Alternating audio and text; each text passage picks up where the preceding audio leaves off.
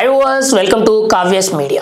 రాజకీయ పరంగా విడిపోయినా కానీ భారతీయుల్లాగా కలిసే ఉన్నామని చెప్పి ఉప ముఖ్యమంత్రి పవన్ కళ్యాణ్ గారు నిన్న ఒక సభా వేదికగా మాట్లాడడం జరిగింది. కర్ణాటకలోని విధానసభలో ఒక భారీ బహిరంగ సమావేశంలో ఉప ముఖ్యమంత్రి పవన్ కళ్యాణ్ గారితో పాటు కర్ణాటక ప్రభుత్వానికి చెందిన ముఖ్యమంత్రి సిద్ధరామయ్య గారు, ఉప ముఖ్యమంత్రి డికే శివకుమార్ గారు, అటవీ పర్యావరణ శాఖ మంత్రి ఈశ్వర్ ఖండ్రే గారు ఎవరైతే ఉన్నారో మిగిలిన తదితర నాయకులు అండ్ అధికారులు ఎవరైతే ఉన్నారో వీళ్ళందరూ కూడా ఒక బహిరంగ కార్యక్రమాన్ని చేపట్టడం జరిగింది. అది దేనికి అని అంటే కర్ణాటక ప్రభుత్వం నుంచి మన ఆంధ్రప్రదేశ్ ప్రభుత్వానికి 6 కుంకు ఏనుగులు అయితే మనకి అధికారికంగా ఒక ఒప్పందం మేరకు మనకి అప్పచెప్పడం అయితే జరిగింది. వీటి వల్ల ముఖ్యంగా అటవీ ప్రాంతాల్లో అంటే మన్యం, పాడేరు, అల్లూరు సీతారామరాజు జిల్లా, చిత్తూరు జిల్లా ఇటువంటి అటవీ పర్యావరణ ప్రాంతాల్లో ముఖ్యంగా అడవి ఏనుగులు దాడి చేయడం వల్ల స్థానికంగా ఉన్న గ్రామాల్లో ప్రజలు ఎవరైతే ఉన్నారో ప్రాణాలు కోల్పోతున్నారు,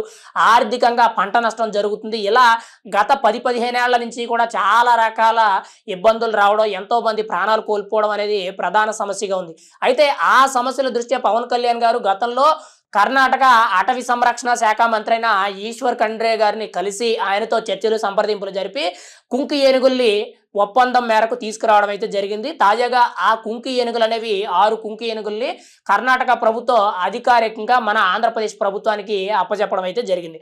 అయితే అదే సభా వేదికగా సిద్ధరామయ్య గారు మాట్లాడుతూ చాలా కీలకంగా ఈ కుంకు ఏనుగులు మా ప్రభుత్వం తరపు నుంచి ఇస్తున్నాము, మీకు ఖచ్చితంగా ఇవి ఉపయోగపడతాయి, వీటికి పూర్తి స్థాయిలో శిక్షణ ఇచ్చాము, ఖచ్చితంగా ప్రజలు ప్రాణాలు కాపాడడానికి ఇవి చాలా దోహదపడతాయని చెప్పి ఆయన చెప్పడం జరిగింది. ఆ తర్వాత అటవీ సంరక్షణ శాఖ మంత్రిగా ఈశ్వర్ ఖండ్రే గారు మాట్లాడుతూ పవన్ కళ్యాణ్ ఒక ప్రాక్టికల్ పొలిటికల్ లీడర్, ఆయన సుపరిపాలన కోసం ఆయన చాలా లోతుగా రియాలిటీగా పనిచేయడం జరుగుద్ది, నా జీవితంలో ఇటువంటి నాయకుడిని చూడలేదు అని చెప్పి ఆయన మాట్లాడడం జరిగింది.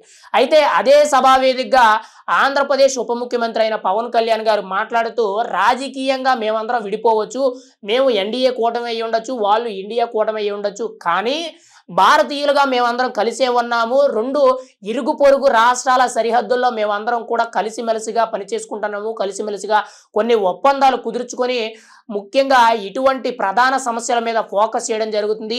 ఈరోజు ఆంధ్రప్రదేశ్కి అవసరమైన కుంకు ఏనుగుల్ని కర్ణాటక ప్రభుత్వం ఇవ్వడం జరుగుతుంది. రాబోయే రోజుల్లో మన ప్రభుత్వం తరపు నుంచి అంటే ఆంధ్రప్రదేశ్ ప్రభుత్వం తరపు నుంచి ఎటువంటి సహాయ సహకారాలు కావాలన్నా కానీ కర్ణాటక ప్రభుత్వానికి ఖచ్చితంగా మేము సహకరిస్తాము.